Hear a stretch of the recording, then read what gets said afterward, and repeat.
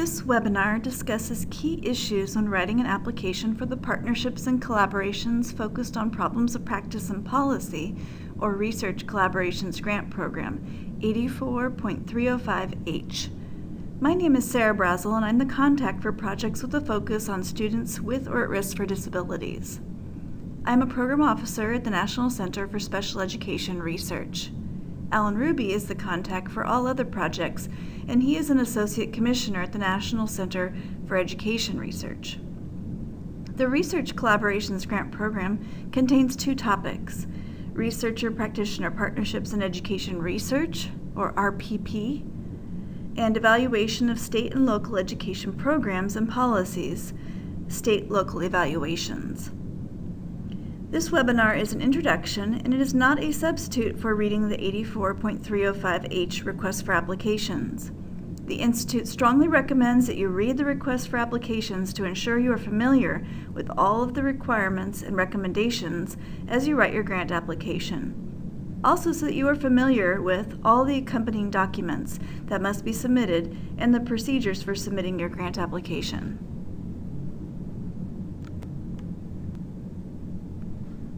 This webinar follows the agenda as set out in this slide.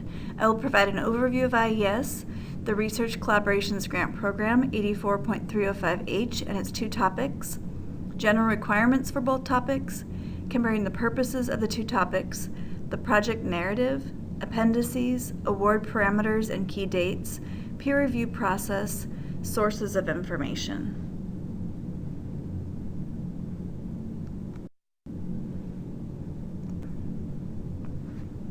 This graphic represents the organizational structure of IES.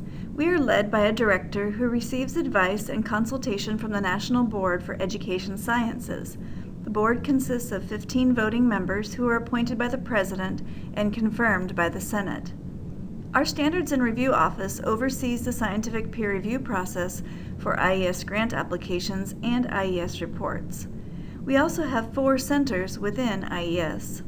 The National Center for Education Statistics is the primary federal entity for collecting and analyzing data related to education. Within NCES, you may be familiar with the NAEP assessment, the National Assessment of Educational Progress. Under NCES, you'll also find many large national longitudinal data sets, including, for example, the Early Childhood Longitudinal Study.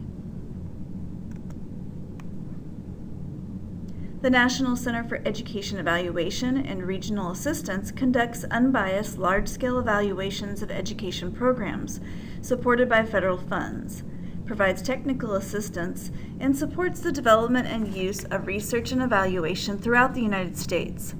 In NCEE, you will find the What Works Clearinghouse, or WWC, and the Regional Educational Labs, or RELs. The 2 centers that award grants are highlighted here in blue: the National Center for Education Research, referred to as NCER, and the National Center for Special Education Research, or NCSER.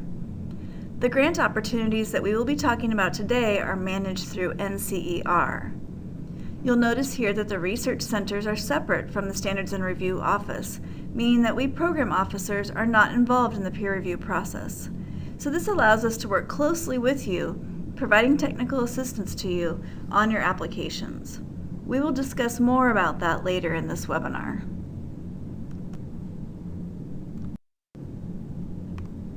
The Research Collaborations Grant Program 84.305H is intended to support research that is carried out by research institutions and U.S. state and local education agencies working collaboratively on problems or issues of high priority for the education agencies. The research may focus on students within a wide range of education settings from pre-kindergarten through post-secondary and adult education, and may focus on typically developing students and/or students with or at risk for disability. The goal of this research grant program is the improvement of education outcomes for all students, particularly those at risk of failure. For the FY 2019 competition, IES is accepting applications to the Research Collaborations Program under 2 topics. 1, Researcher-Practitioner Partnerships in Education Research, or RPP, And 2, evaluation of state and local education programs and policies, or state-local evaluations. IES believes that education research must address the interests and needs of education practitioners and policymakers, as well as students, parents, and community members.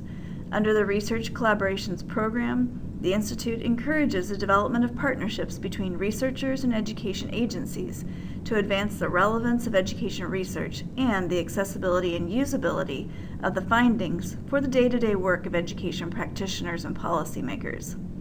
These partnerships are intended to increase the relevance of the research through the required inclusion of education agencies as partners from the start of the work with the identification of the research questions and design of the project to carrying out of the research and adoption and dissemination of the results.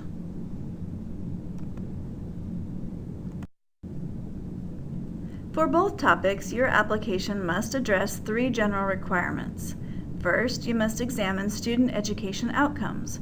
For example, if you propose looking at principal or teacher actions, you would then have to include how these actions are linked to student education outcomes. Second, you must apply as a partnership, which at minimum includes a research institution and a state or local education agency. Third, you must have a plan to disseminate your findings from the project to a variety of audiences. That includes education agency personnel and the stakeholders in that agency, policymakers, and researchers.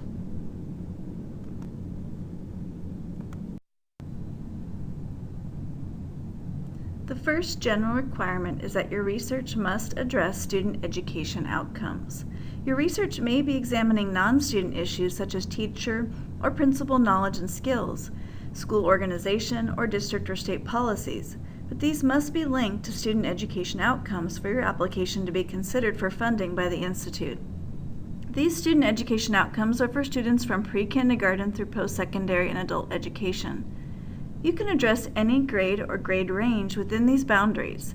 For example, focus on 5th grade, examine middle school, look at transition between high school and college. These outcomes are for students without disabilities as well as students with or at risk for disabilities. If you're going to work with students with or at risk for disabilities, please review the definition accessible through the hyperlink on this slide, because there are specific requirements for how IES defines at risk. Applicants proposing to study children at risk for developing disabilities must present research-based evidence of an association between risk factors in their proposed sample and the potential identification of specific disabilities.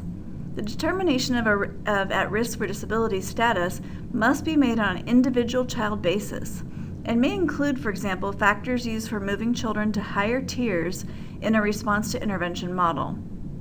The method to be used for determining if a child is at risk for developing a specific disability must be made explicit in applications and must be completed as part of the sample selection process. Evidence consisting only of general population characteristics, for example, labeling children as at risk for disabilities because they are from low-income families or English learners, is not sufficient for this purpose. In addition, applicants must identify the disability or disability categories that the sampled children are at risk of developing.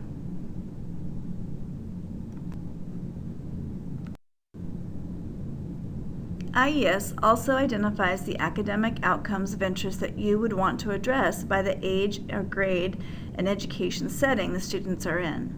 For pre-kindergarten, the required outcomes are primarily those that would be considered school readiness, such as pre-reading, pre-language, vocabulary, early skills in STEM, science, technology, engineering, and mathematics. Research must address center-based pre-K programs. From kindergarten to grade 12, there are 2 categories of student outcomes. First, learning outcomes in the major academic subjects of reading, writing, and STEM, such as standardized test scores, end-of-course exams, exit exams, and grades. Second, progress through the education system, such as completing a course, completing a grade, being retained, graduating from high school, or dropping out.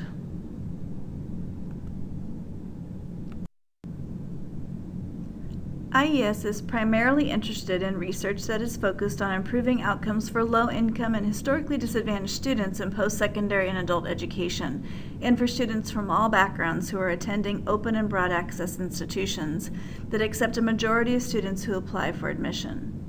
Outcomes for both post-secondary education and adult education include both measures of achievement and progress through the education system. However, for post-secondary education, measures of achievement can only be used for a subset of students, those enrolled in developmental education, undergraduate writing, career and technical education, or CTE, and science, technology, engineering, and math, or STEM courses.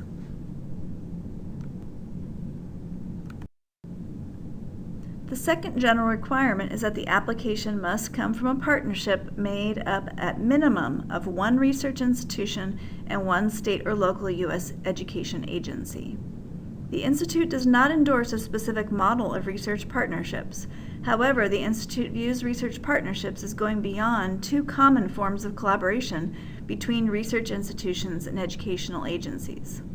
One, the researcher is hired by an educational agency to perform a specific research service and to report the results to the agency.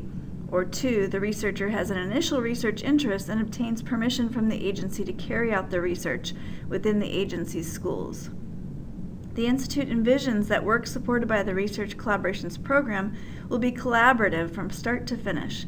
Together, the partners are expected to develop the research questions, agree on the research design and its implementation, establish a mechanism to discuss the results as they are obtained, and direct further research. Consider the practice and policy implications of the results, disseminate the results to multiple audiences, and plan for future research. On the practitioner side, relevant decision makers from across the agency are expected to take part in this process, but so too are other relevant stakeholders. IES asks that the education agency provide a PI who has decision-making authority over the education issue or problem being studied. This does not mean the superintendent, but someone who has some oversight over the education issue. The goal for involving decision makers is to ensure their access to the research, help assure them of the quality and relevance of the research, and support their making use of the results. The definition of a research institution is broad. To be eligible to be the research institution partner, you have to show that the institution has the ability to do this type of research. This includes nonprofit and for-profit organizations, public and private institutions, and agencies, for example, colleges and universities, research firms. The eligibility criteria for an education agency partner is more complex. The next two slides describe the type of agencies that qualify. This slide describes possible state education agency partners. The examples are all eligible as long as they are overseeing some aspect of education: early learning, elementary, secondary, post-secondary, higher education, or adult education. Sometimes different types of public organizations are established to oversee a specific area of education. If the research will link to the main state education agency, it is helpful to include that agency as well. For example, if you were proposing research on the transition from high school to community college, the partnership would be stronger if it included the agency that oversees high school and the agency that oversees community college. For this grant program, IES uses a broader definition of state education agency than the Elementary and Secondary Education Act, ESEA, which focuses on the primary agency responsible for supervision of public elementary and secondary schools.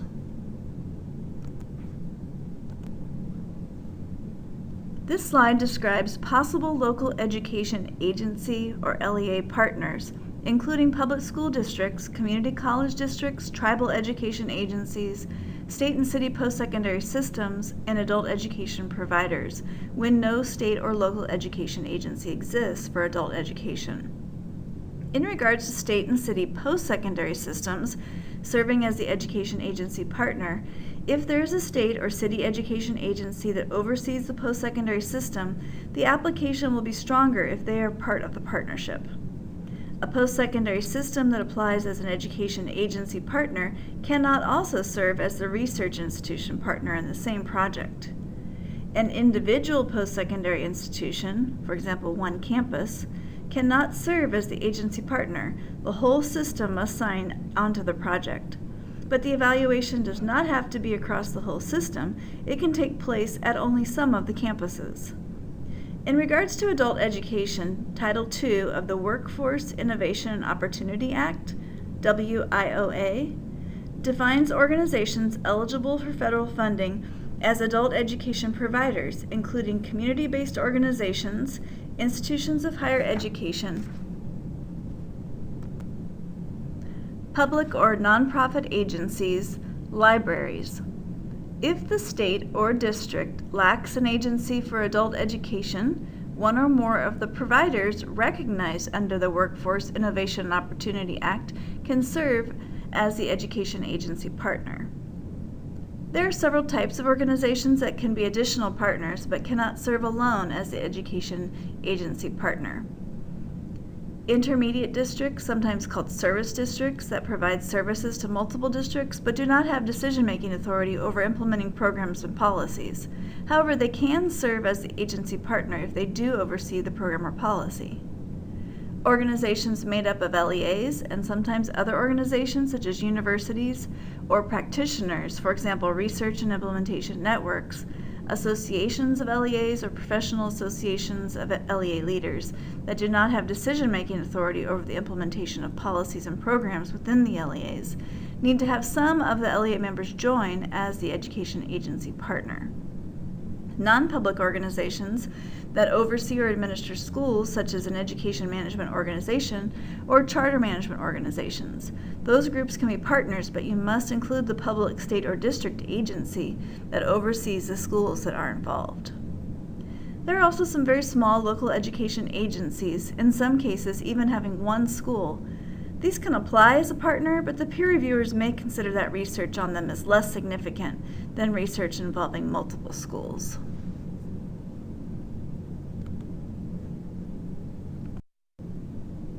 The third general requirement is that you must discuss how you will disseminate your findings from your proposed research. A dissemination plan must be included in Appendix A. The peer reviewers will consider the quality of the dissemination plan presented in Appendix A as part of their review of the significance section of your research narrative, and will review your resources section to determine if you have the resources to carry out your dissemination plan. Your dissemination plan should reflect the purpose of the topic under which your project was funded. RPP projects are expected to carry out exploratory research to identify potentially important associations between malleable factors and student education outcomes. Findings from these projects are likely to be most useful in pointing out potentially fruitful areas for further attention from researchers, policymakers, and practitioners, rather than providing proof or strong evidence for adopting specific interventions. State-local evaluation projects are to evaluate the causal impact of education policy or program on student education outcomes. The Institute considers all types of findings from these projects to be potentially useful for researchers, policymakers, and practitioners, and expects dissemination to include both findings of a beneficial impact on student outcomes and findings of no impact or negative impact on student outcomes.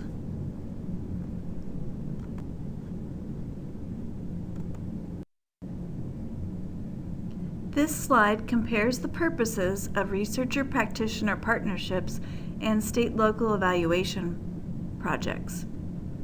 The type of research to be carried out differs by topic. RPP projects are expected to carry out descriptive and correlational research on an education issue, while state-local evaluation projects carry out rigorous causal evaluations of a program or policy.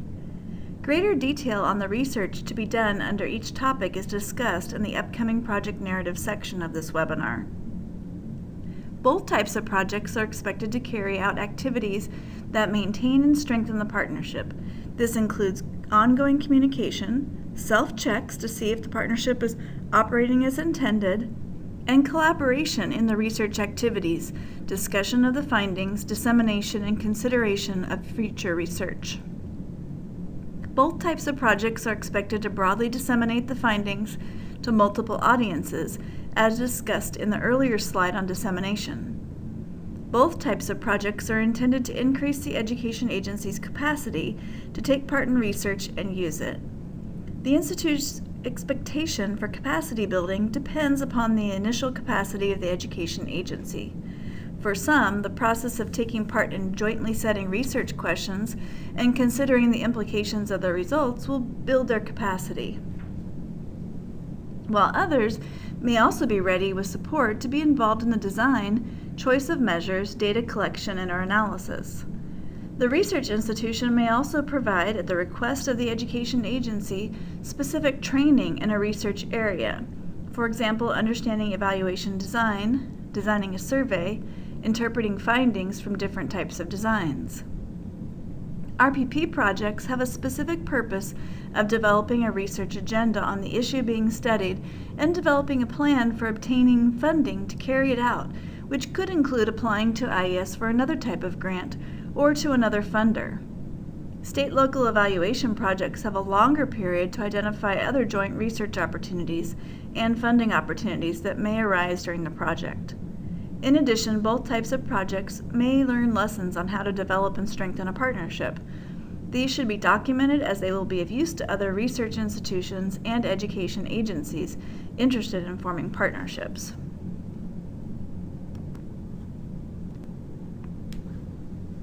The project narrative is the heart of your application, and the peer reviewers focus their attention on it. You should use it to describe the research you propose to do, its importance, the partnership, and the personnel and resources you have to carry out the work. The project narrative is recommended to be no longer than 25 pages. The project narrative must contain the 5 sections listed on the slide. Each section receives a score by the peer reviewers, who also give each application an overall score. For each section of the project narrative, the request for applications lists requirements, the minimal needed in the application in order to be considered responsive to the RFA and accepted for peer review. Recommendations. These are issues the peer reviewers are asked to use to rate the quality of the application. In the next slides, we will cover each of the 5 sections for both RPP and state-local evaluation projects.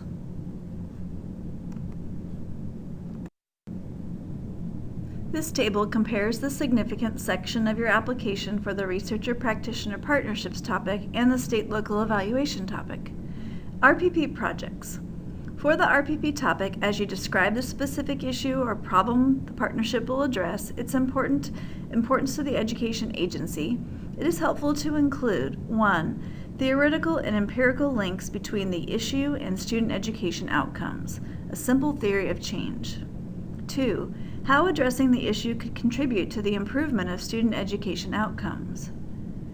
3. Evidence that the issue is a priority for the education agency partner. 4. Current work on the issue being done by the education agency. And 5. How the agency might use the findings of the research in its own decision-making. In addition, you may also discuss the issue's importance to other education agencies, policymakers, and stakeholders.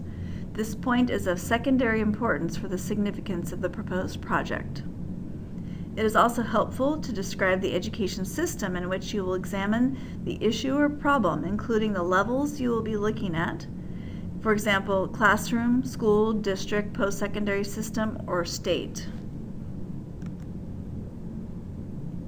Also remember that the peer reviewers will consider your dissemination plan in Appendix A as part of their review of your significance section.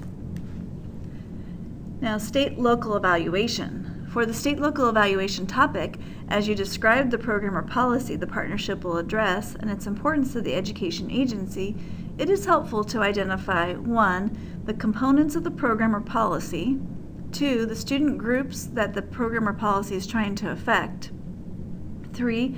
Evidence that the program or policy is fully developed and ready for implementation.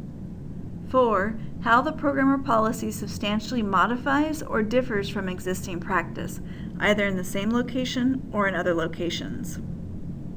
As part of the description of the program or policy, you should also describe its implementation, including 1. Evidence that it has adequate funding, 2. That the program or policy has been adopted by and is being managed or overseen by the education agency. It cannot be an intervention that the agency is allowing a researcher or organization to try out. Funding for this type of evaluation is provided by 84.305A and 84.324A. 3. The date implementation began, will begin, or will be expanded. 4. The processes and materials, for example, manuals, websites, training, coaching, that will be used to support its implementation. 5. The target population and where implementation will take place. 6. The end users of the program or policy, and how they will carry out implementation. 7. The routine conditions under which the study will take place.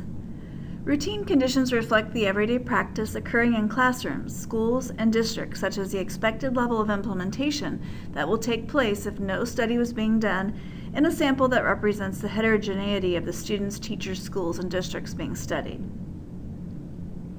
Describe the initial theory of change for the program or policy to articulate the underlying logic or sequence of events that is to result from the program or policy to lead to improvements to student education outcomes.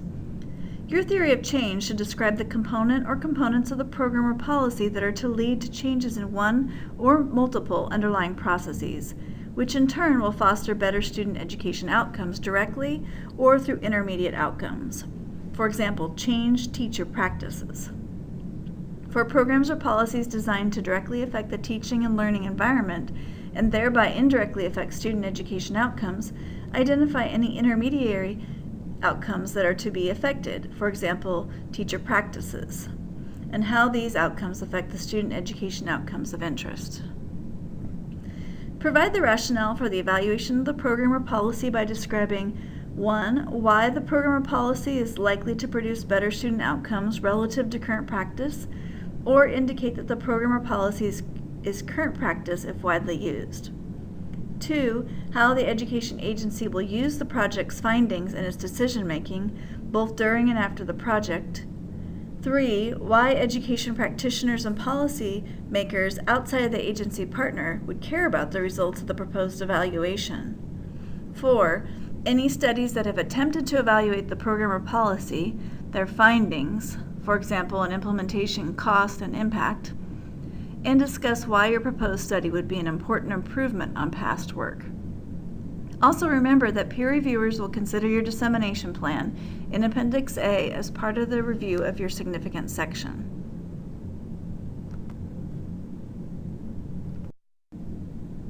The partnership section is similar for Researcher-Practitioner Partnerships projects and state-local evaluation projects. The partners and the partnership. Along with a description of all the organizations that will form the partnership, you should also describe 1.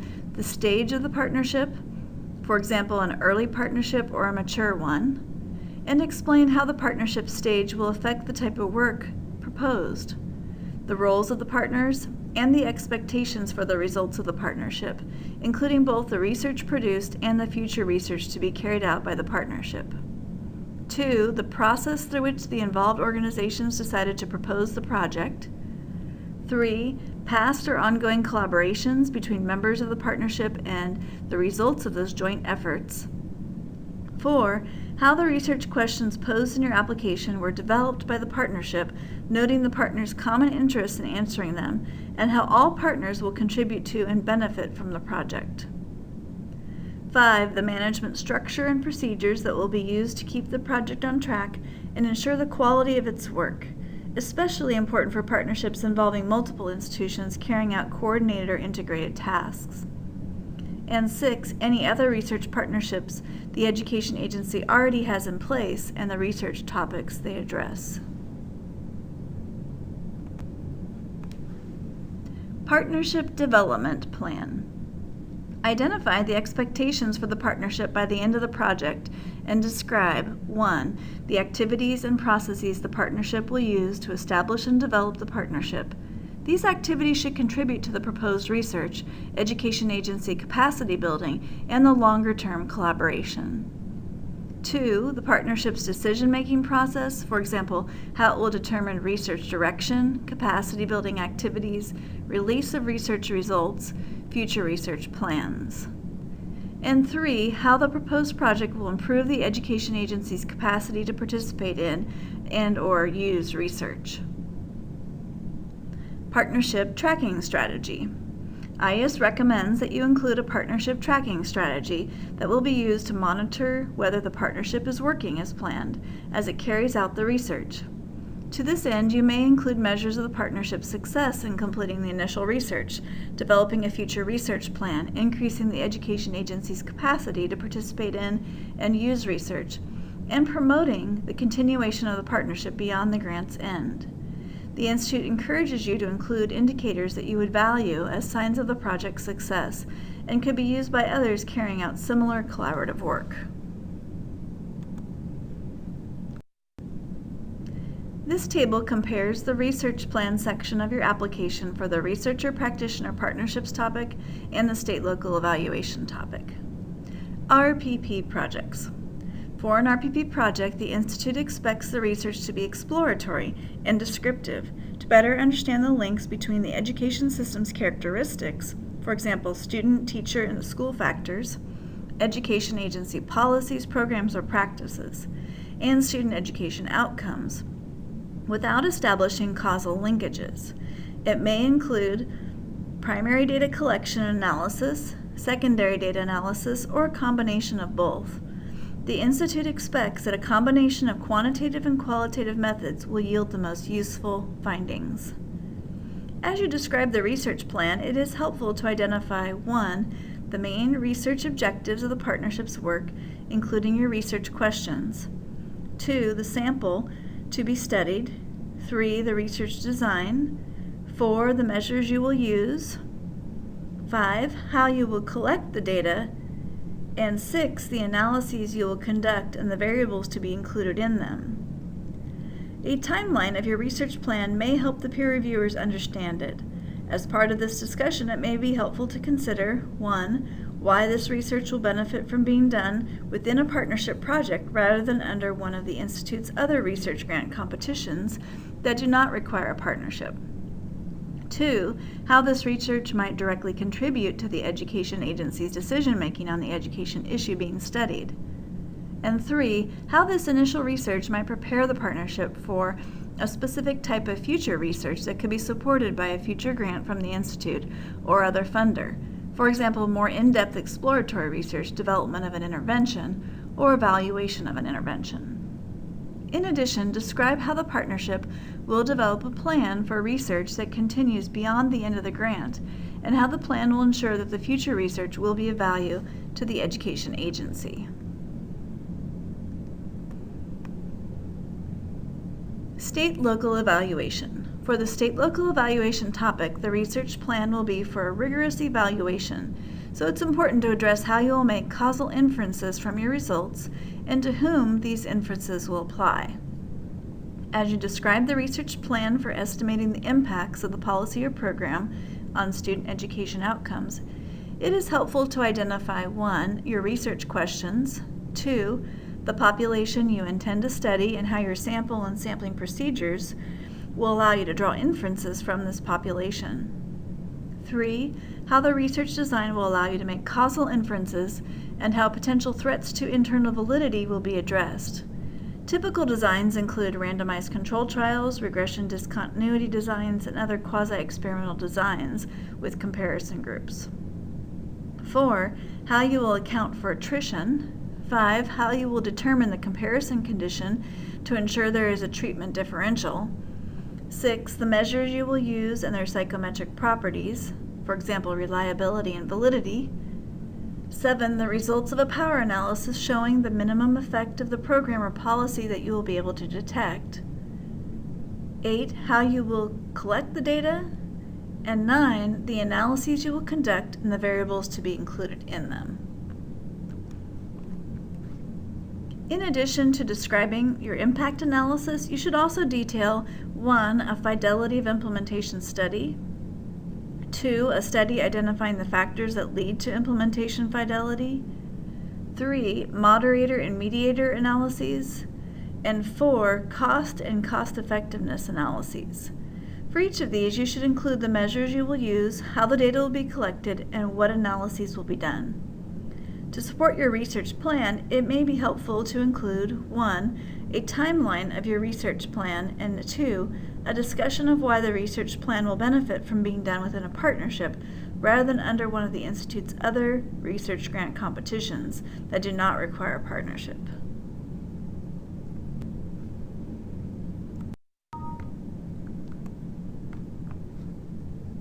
The personnel section is similar for Researcher-Practitioner Partnerships projects and state-local evaluation projects.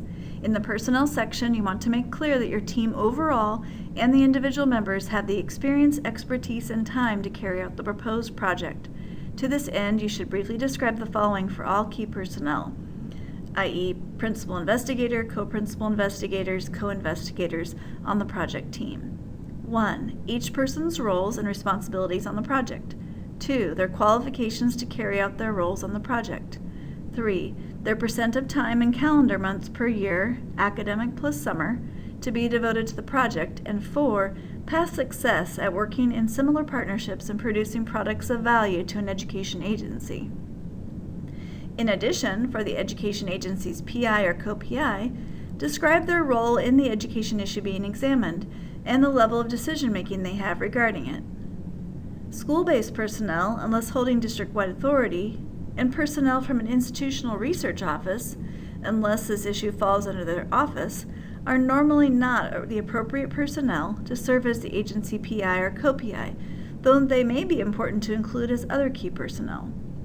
For the research institution's PI or co-PI, describe their knowledge of the issue being examined and familiarity with the education issue or program policy, and the research design and methods that will be used. For the project's PI, describe their qualifications and experience managing a grant of this size and type. Make sure at least one key person has a large enough time commitment to help maintain the progress of the work throughout the project. If any key personnel intend to donate time to the project, his or her donated time must be listed in the budget and budget narrative and described as cost sharing. The Institute does not require or request such cost sharing, nor consider it in award decisions, but does require that it be documented. Personnel proposing to donate time must demonstrate that they have such time available. The resources section is similar for Researcher-Practitioner Partnerships projects and state-local evaluation projects. In the resources section, you want to make clear that you have the resources necessary to carry out the proposed project. To this end, you should briefly describe 1. Your institutional capacity and experience to manage a grant of this size and type. 2. The resources available at the primary institution and any subaward institutions, including the partner organization. 3. Your plan for acquiring any major resources that are not currently accessible and that are necessary for the successful completion of the project. For example, equipment, test material, curriculum, or training materials.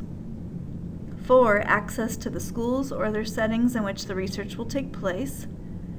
5. How the cooperation of district and school staff will be obtained if needed, including information about incentives if relevant. 6. Access to any data sets that you'll require. 7. Resources to carry out your plans to disseminate the results from your research partnership, as described in the required Appendix A.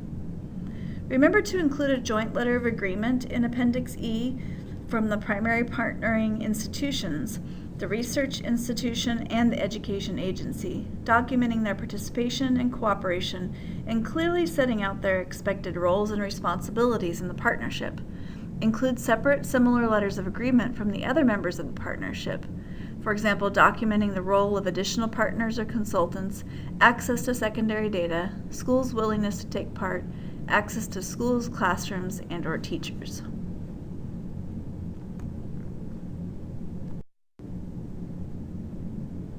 In addition to the project narrative, there are a set of appendices, some required, some optional, that you use to provide additional information. Appendix A is required and should include your dissemination plan.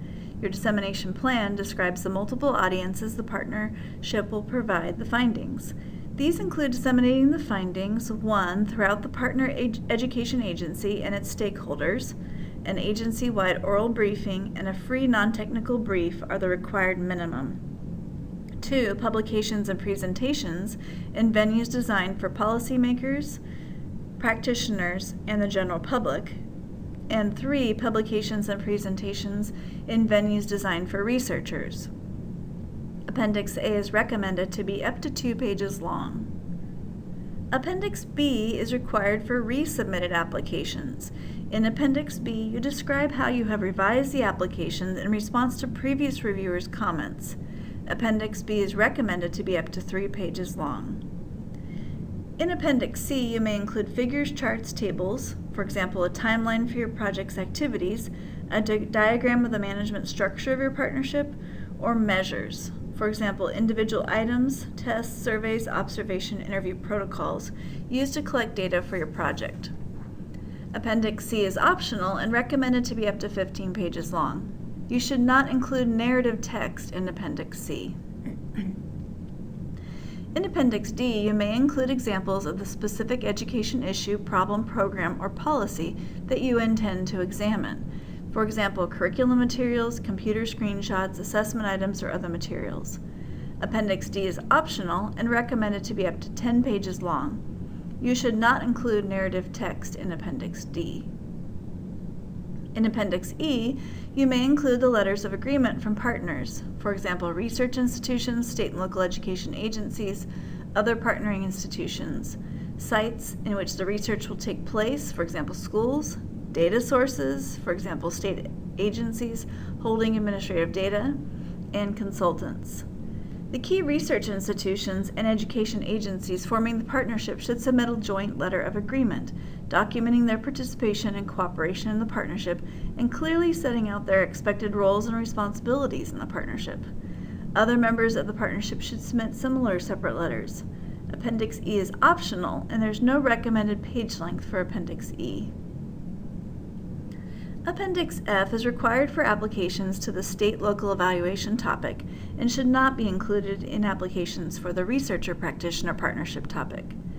Appendix F describes your plans for making the final research data from the proposed project accessible to others.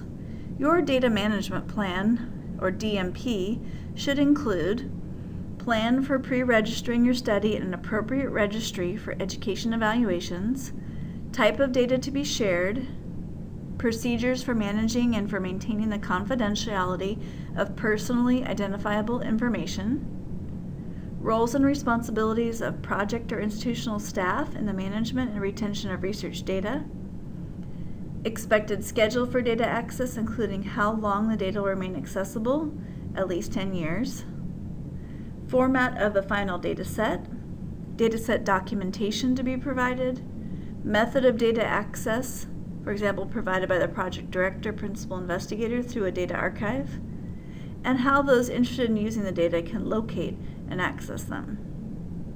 Whether or not persons seeking to use the data will be required to sign an agreement that specifies conditions under which the data may be used. If so, you may wish to provide a copy of this agreement in Appendix F.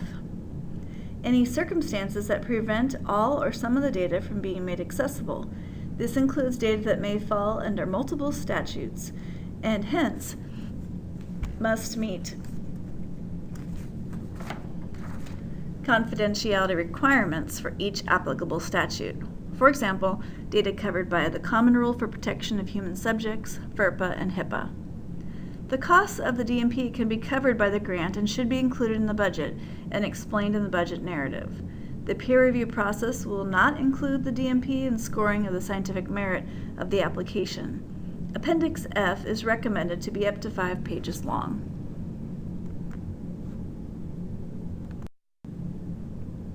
This slide includes a table showing the duration and award parameters for the 2 topics under the Partnerships and Collaborations requests for applications. For the Researcher-Practitioner Partnerships topic, the maximum award duration is 2 years and the maximum award is $400,000, direct and indirect costs.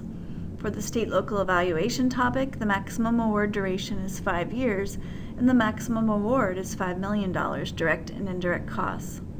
Applicants do not have to propose the maximum award, but should link the award request to the amount and cost of the work being proposed.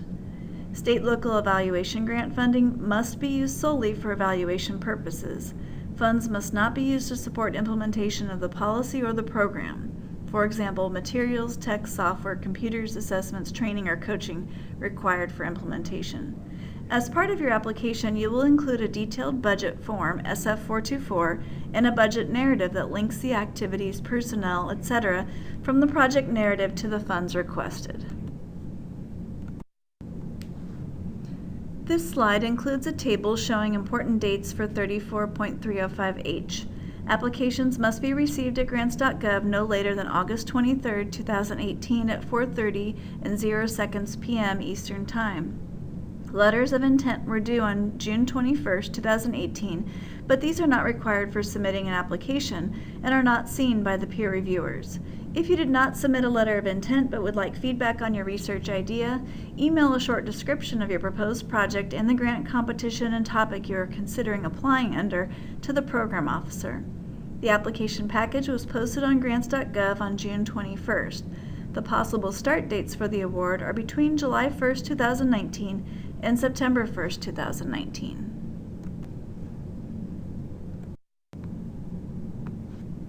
All applications must be submitted electronically through the grants.gov website. This year, there have been several changes in grants.gov, including a requirement for all applicants to use the workspace interface. Grants.gov marks alerts in red, and these should be attended to, as failure to follow the grants.gov requirements will result in an unsuccessful application. Applications are first reviewed for compliance and responsiveness to the requirements set out in the request for applications. Applications that are compliant and responsive are assigned to a review panel. 2 or 3 panel members conduct a primary review of each application. The most competitive applications are reviewed by the full panel. As a result, applicants whose applications were triaged received the review comments from the primary reviewers, but no scores. Applicants whose applications go to the full panel receive the reviewers' comments from the primary reviewers, the full panel's review scores, and a summary of the panel's discussion of the application.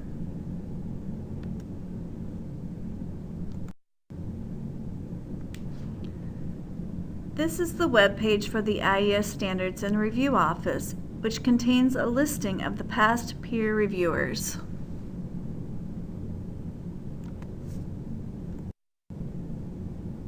The Applicant Notification System, ANS, is housed at iesreview.ed.gov.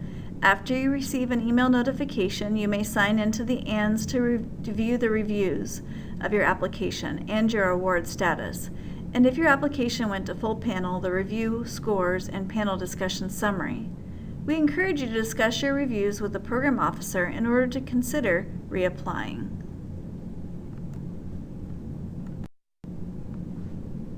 Please read the request for applications. There's a lot of important detail in the RFA, both on what your application should include and how you should submit it. IES has attempted to make the RFA a user-friendly, self-contained guide to developing a high-quality application, so please review the requirements and recommendations for the topic to which you are submitting. The RFAs are available at the link on the slide where it says IES Funding Opportunities.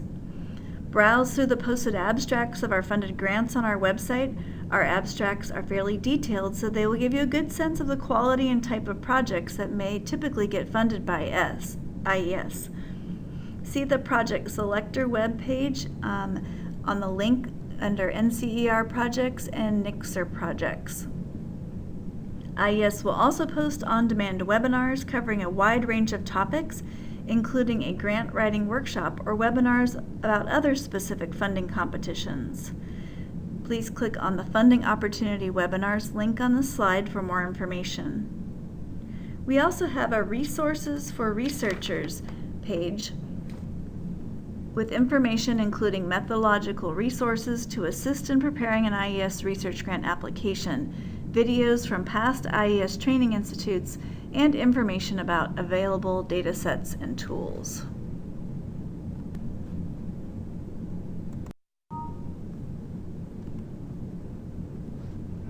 Along with the resources just described, program officers are another resource you should use, so please contact us. We want to hear from you. Email your initial research idea to a program officer who can let you know which grant competition and topic it would fit best under. As you develop your application, program officers can comment on your content and framing of the research. Dr. Sarah Brazel is a program officer in the National Center for Special Education Research. That's me. I focus on projects that primarily address students with or at risk for disabilities. Dr. Alan Ruby is a program officer in the National Center for Education Research.